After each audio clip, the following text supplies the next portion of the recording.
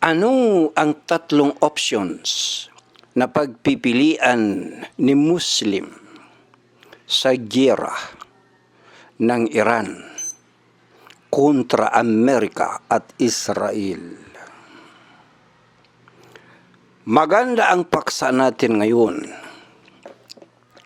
patungkol sa tatlong options o tatlong pagpipilian ng kamusliman hinggil sa kasalukuyang giyera ng Iran laban sa Amerika at Israel. Option number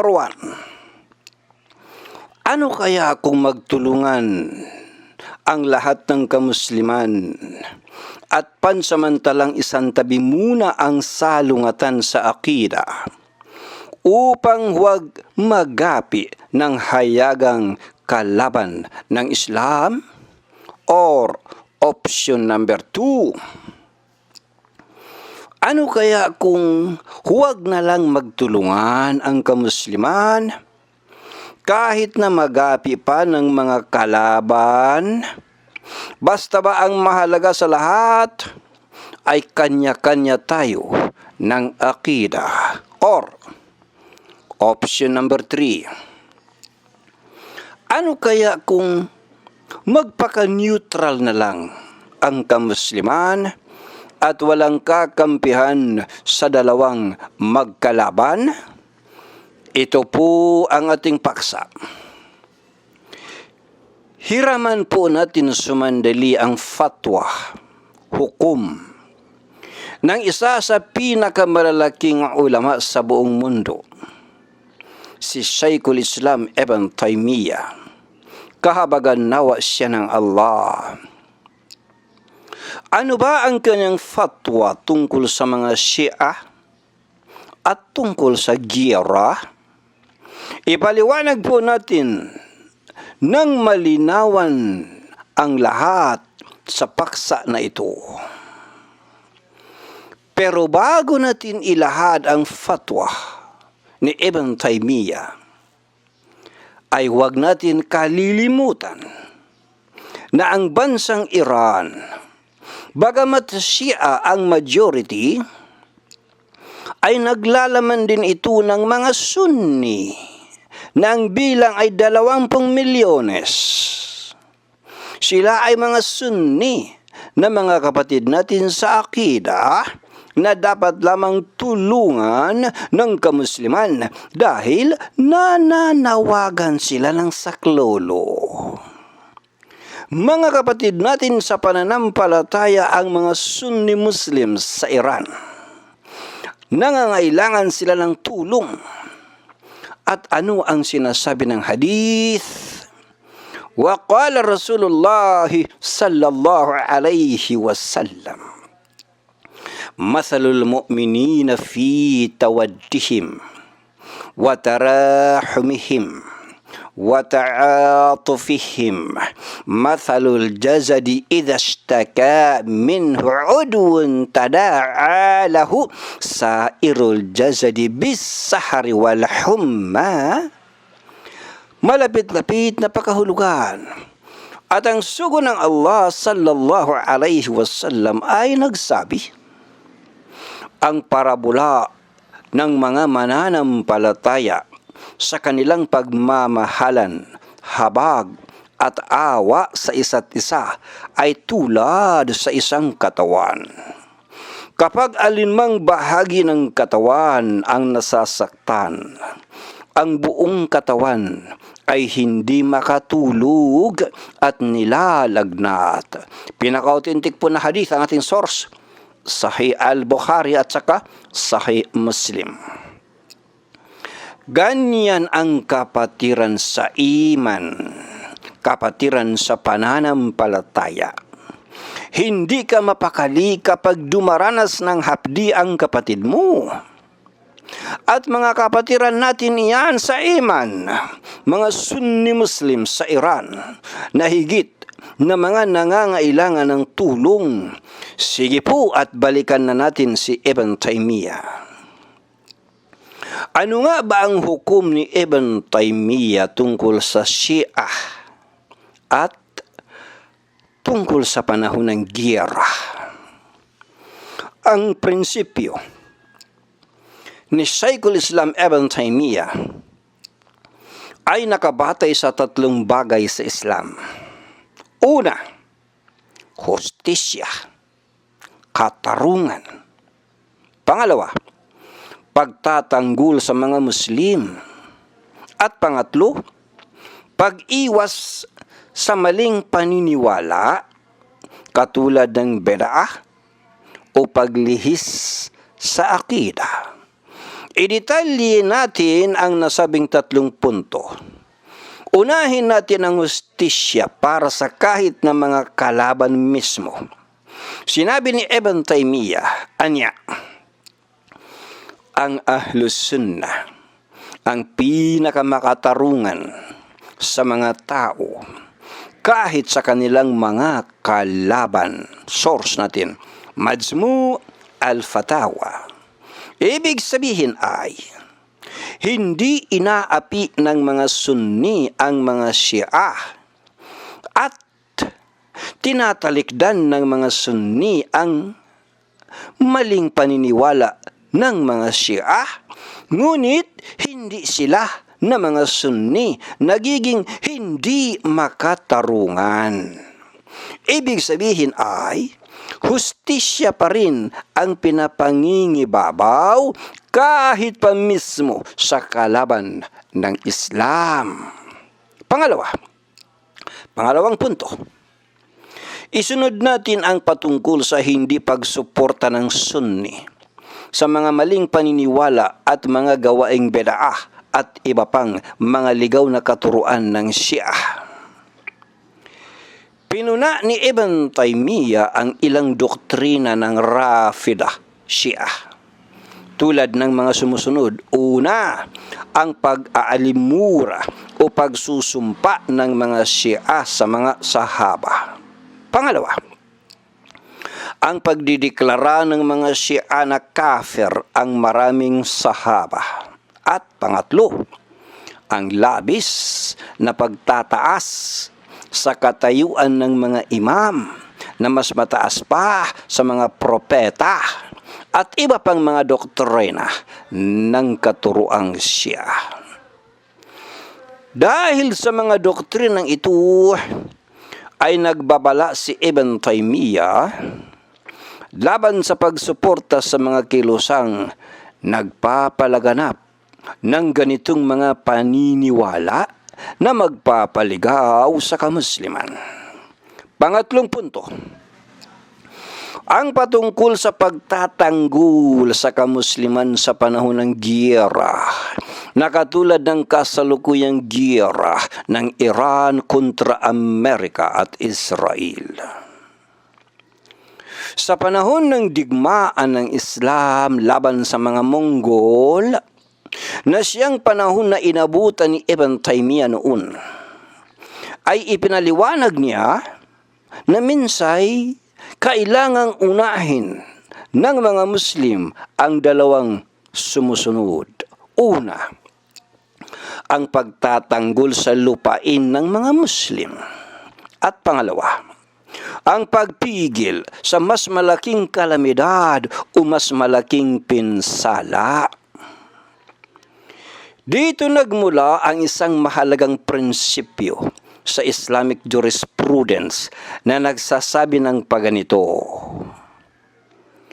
pinipigilan ang mas malaking pinsala kahit may mas maliit na pinsala.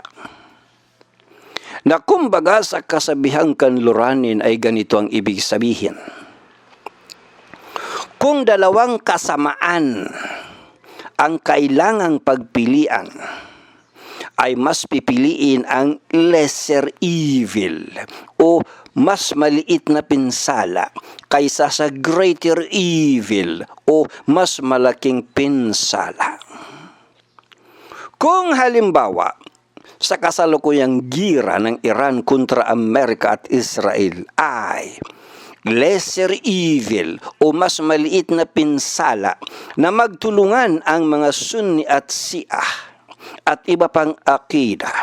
Samantalang greater evil o mas malaking pinsala kapag nanalo sa giyera ang Amerika at Israel. Bakit ba greater evil kapag nanalo ang Amerika at Israel? Ipaliwanag natin ng detalyado para malaman ng sambayanang kamusliman. Kapag hindi tinulungan ng kamusliman ang Iran dahil sa kasalungat sa akida, at once na matalo ang Iran, ay wala ng bansang Muslim ang tatayo pa para kalabanin ang pang-aapi ng Amerika at Israel. Wala na si Saddam ng Iraq na lumalaban noon, wala na rin si Gaddafi ng Libya, at wala na rin King Faisal ang Saudi Arabia. May natitira pa ba na bansang Muslim na tahasang lumalaban? Ano? Sasabihin mo na meron pang Turkey, Malaysia, at Pakistan? Kalukuhan. Hanggang porma lang po ang mga iyan. Wala silang kapasidad. Wala silang military capacity na kalabanin ang Amerika at Israel. Ano ba ang mangyayari sa Muslim world kapag natalo ang Iran? Una, ipapatupad na ng Israel ang matagal ng pangarap nila na Greater Israel Project na puro puwersahang Zionist expansions. Sasakupin na ng Israel ang buong Palestine, kasama na ang kabuuan ng Golan Heights, West Bank at Gaza Strip. At dahil nga sa wala ng papalagpa sa mga bansang Muslim, ay sasakupin nga nila mula sa Nile River hanggang sa Euphrates. Sasakupin din nila pati na mga bahagi ng Lebanon, Syria, Jordan at Egypt. Yan po ang katotohanan ng Great Israel Project na hindi ata ito alam ng maraming eksperto sa akida. At ano ba ang malawakang epekto ng Greater Israel Project? Sige, pakinggan ninyong mabuti at iisa-isahin ko ang mga elemento ng Greater Evil. Kukontrolin na nila ang Arab world. Kukontrolin na nila ang 57 Muslim countries. Kukontrolin na nila ang political leadership o pakikialaman na nila mismo ang pagpili ng mga Muslim ng kanilang mga pinuno. Yung pinuno na tuta ng Amerika at Israel ang kanilang ipagpipilitan na mamuno sa mga Muslim. Pati na economic policy designing ng mga bansang Muslim ay pakikialaman din nila. Ipipilit na nila sa kamusliman ang mga haram sa ekonomiya na katulad ng riba. Nangyayari na iyan sa kasalukuyan sa pamamagitan ng pag-uutang ng mga bansang Muslim sa World Bank at sa IMF. At lalo pang mangyayari iyan kapag naghari-harian na ang Amerika at Israel. Hihigupin nila ang gasolina at iba pang natural resources ng mga bansang Muslim. Ang likas na yaman ng mga bansang Muslim ay pagpipiestahan ng mga kuffar at musyrikun sa Europa at Amerika. Tulad ng nangyari noong bumagsak ang Ottoman Empire. Pag-aagawan nila at paghahati-hatian nila ang mga lupain ng mga bansang Muslim. Pakikialaman nila ang military affairs, national interest at saka national security ng mga bansang Muslim. Hindi pa ba ito greater evil? Hindi pa ba ito mas malaking pinsala? Pero teka muna. Di ba 2 bilyones na ang bilang ng mga Muslim sa kasalukuyan? Di ba ang dami-dami na natin? Sa 8 bilyones ngayon na populasyon ng buong mundo ay 25% ang kamusliman. Tayo na sa kasalukuyan ang pinakamalaking populasyon sa lahat ng relihiyon sa buong mundo. Bakit tayo pagpipiestahan at paghahati-hatian ng mga bansang kufar? Pasagutin natin ang isang hadith. Waqala Rasulullah sallallahu alaihi wasallam, yushikul umamu an tada'a alaikum kama tada'al akalatu ila qad'atiha. Faqala qailun, wa min qillatin nahnu yawma'idhin? Qala bal antum yawma'idhin kathirun walakinnakum gutha'un kagutha'is sayli wala yanzi'anna Allahu min suduri aduwakumul mahabata minkum wala yakdhifanna Allahu fi qulubikumul wahana. Faqala qailun, ya Rasulullah, وما الوهن؟ قال حب الدنيا وكراهية الموت.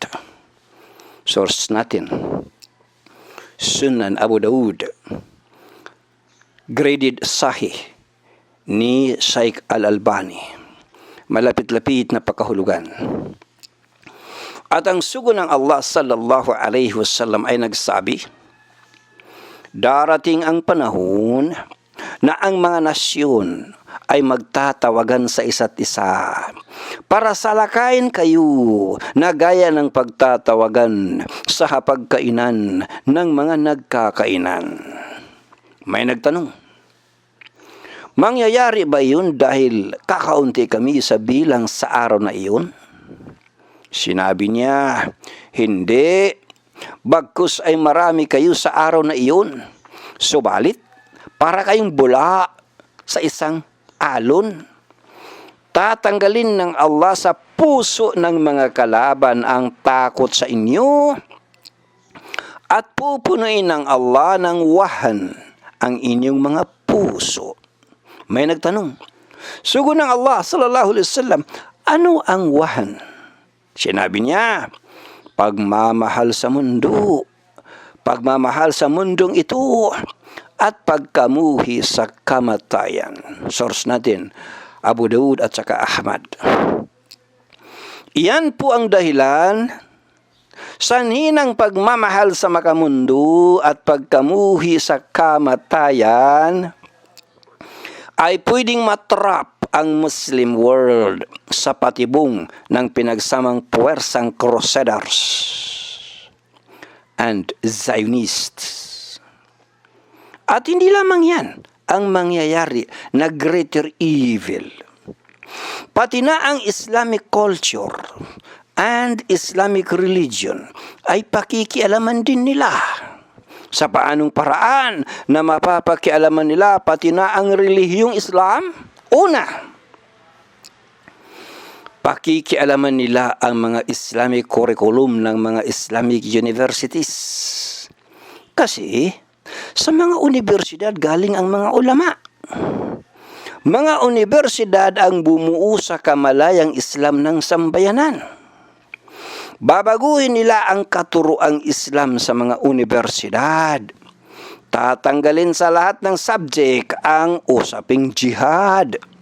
Susunugin nila ang lahat ng aklat na may taglay na kaalaman tungkol sa jihad. Nangyari na yan dito sa Pilipinas. Mismong Saudi Embassy, noong kasagsagan ng issue ng 9/11, ay ipinag-utos sa kanilang mga local staff na sunugin ang mga aklat, kasama na ang mga Quran na may lamang mga komentaryo ng jihad. Hindi ito kwentong barbero. Ang isa sa mga staff na inatasan ng nasabing embassy ay kaibigan mismo ng inyong abang lingkod. At siya ang suklam na nagkwento kung paano nila sinunog ang mga aklat, pati na ang mga Quran na may lamang komentaryo ng jihad. Nagawa nila yan noong hindi pa hari-harian ng Israel. Once na manalo na ang Israel at Amerika, once na matalo na ang Iran, ipalayo nawa ng Allah at maghari-harian na ang Israel, ay mayroon pa bang higit na greater evil ang gawin ang 2 bilyones na kamusliman at 57 Muslim countries na basahan, na aapak-apakan? Mayroon pa bang higit dyan na greater evil? Pangalawa, sa paano nila babaguhin pati nakaturuang Islam? Ang mga ulama o mga Islamic religious leaders ay hindi na makakapagsalita pa. Kalabuso ang aabutin nila or kamatayan ang aabutin nila kung magsasalita pa sila laban sa kapahamakang dulot ng greater evil at pang-aapi ng Amerika at Israel. Ang mga religious leaders ay magiging mga bulag, pipi at bingi na lang. Marami na rin sa kanila ang magiging tuta ng gobyernong tuta. Ang mga kababaihan ay tatanggalan na ng hijab. Pagbabawalan na rin ang kalalakihan na magsuot ng damit pang Muslim. Nangyari na yan sa Turkey noong panahon ni Kemal Ataturk na tuta ng mga gobyernong kufar. Maging sa Iran sa panahon ni Shah Pahlavi na tuta ng Amerika, ay ganun din ang kawalang hiyaan sa moralidad ang policy ng gobyerno. Ang mga bansang Muslim ay pupunuin na ng mga casino, beer houses, prostitutions at iba pang elemento ng fitna. Magiging normal na lang ang zina sa Muslim Ummah. Ang pinakamasaklap pa nito, ang mga bansang mananampalataya ay magiging awliya na nila, magiging kaibigan, kaalyado, kasuporta na nila ang mga bansang kufar. At ano nga ba ang sinabi ng Allah tungkol sa mga Muslim na nakikipag-alyado, nakikipag-awliya sa mga kufar? La yattakidil mu'minuna al-kafirina awliya'a min dunil mu'minin. وَمَنْ يَفْعَلْ ذَلِكَ فَلَيْسَ مِنَ اللَّهِ فِي شَيْءٍ. Huwag hayaang ang mga nananampalataya na magturing sa mga di nananampalataya bilang awliya. Ibig sabihin ng awliya, taga-suporta, taga-tulong, kaagapay, kaibigan. Ulitin. Huwag hayaang ang mga nananampalataya na magturing sa mga di nananampalataya bilang awliya, sa halip na kapwa nananampalataya ang magka-awliya. At sino man ang gumawa niyan ay walang ano pamang maaasahan sa Allah. Suratul Imran, verse 28. Source natin. Ibig sabihin, ay wala nang saysay ang panawagan sa Allah kapag ang mga mananampalataya ay hindi lamang awliya ng mga kufar, kundi mga tuta na ng mga kufar. At dahil sa panahon na iyan, ay lantaran ng nakikipag-awliya na ang mga Muslim sa mga kufar, ay ano na ang mangyayari sa akidah na ipinagmamalaki ni Muslim? Pasagutin natin muli ang Quran. Ya ayyuhalladhina amanu la tattakidul yahuda wan nasara awliya ba'dhuhum awliya'u ba'd wa may yatawallahum minkum fa innahu minhum. O kayong mga nananampalataya, huwag ninyong ituring ang mga Hudyo at mga Kristiyano bilang inyong wali. Kaibigan, taga-suporta, tagapagtanggol, wali. Sila ay wali lamang ng bawat isa sa kanila. At sino man sa inyo ang kanilang magiging wali, magkagayon katiyakan na siya ay nabibilang sa kanila. Suratul Maidah, verse 51, Quranul Karim.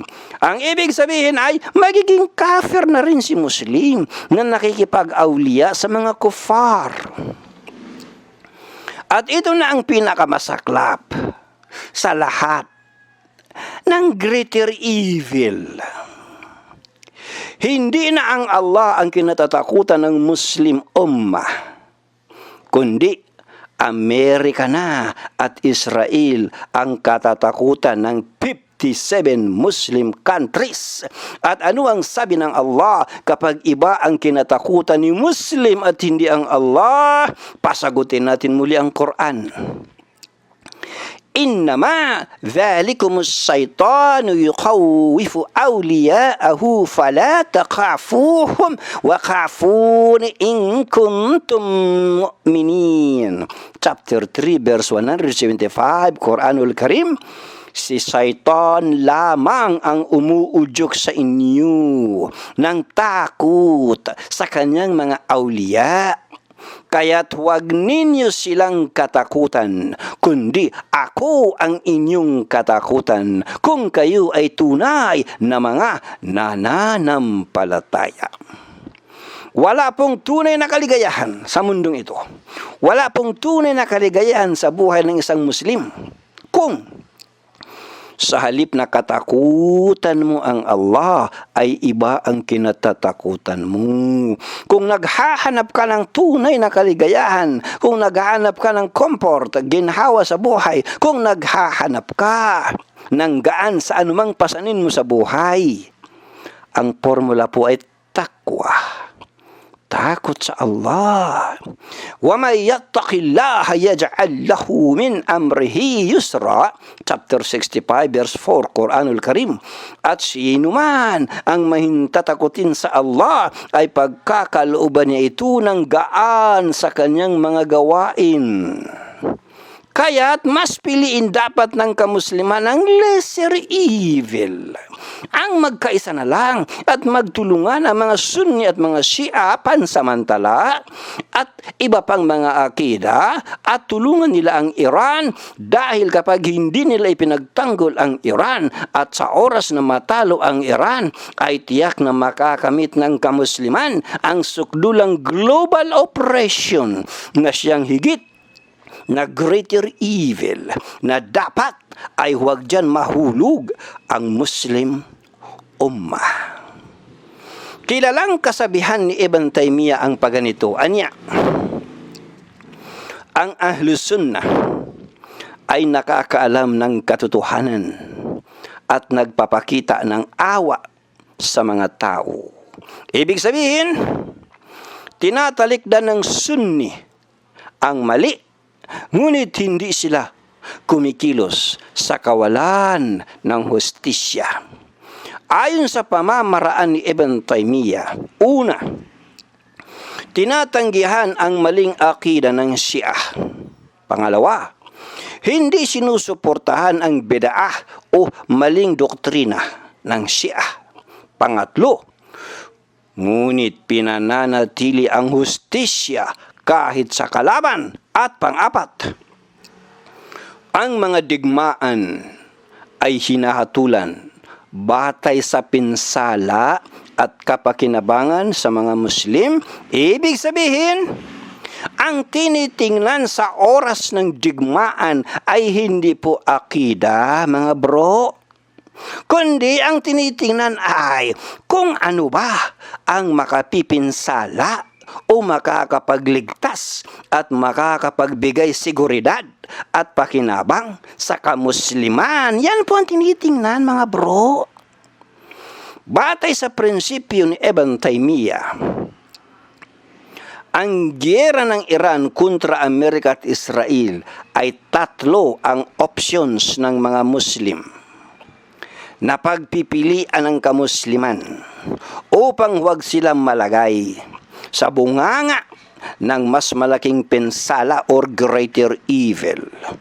Ano yung tatlong options? Unang opsyon, magkaisa na ang kamusliman at tulungan na nila ang Iran at isang tabi muna ang mga hidwaan sa akida upang huwag mahulog sa napakalaking kalamidad at pinsala ang Muslim Ummah sa kamay ng pinagsanib ng puwersang Crusaders at Zionists na tiyak na kokontrol at bubulok sa Muslim world. Or, pangalawang option, huwag nang magtulungan pa ang mga Muslim kahit na mahulog pa sila sa pinakamalaking pinsala ng Crusaders at Zionists. At kahit na pangibabawan pa sila at api-apihin pa ng mga kufar at musrikun. At kahit ba mahulog pa sila sa bunganga ng greater evil, basta ba ang mahalaga ay kanya-kanya tayo ng akida? Or, pangatlong option, maging neutral na lang ang mga Sunni at walang kakampihan sa Iran man o sa Amerika at Israel.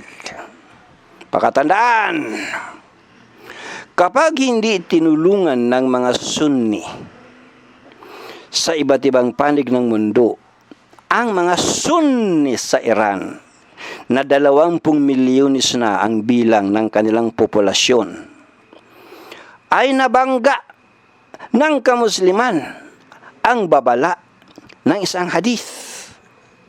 Ano bang sabi ng hadith? Sino man ang marinig ang sigaw ng isang Muslim nang nagsasabing, "O Muslim, pakiusap tulong!" Pagkatapos ay hindi niya tulungan ito, siya ay hindi Muslim. Ibig sabihin, siya na nagngangalang Muslim pero walang pakialam sa mahapding sinapit ng kapwa Muslim, siya ay kafir. Ang tanong ngayon, ano ang gagawin ng Muslim Ummah sa kasalukuyang giyera? Sige Muslim, mamili ka sa tatlong options na ating inilahad. Magdesisyon ka. Alin sa tatlong options ang iyong magiging paninindigan?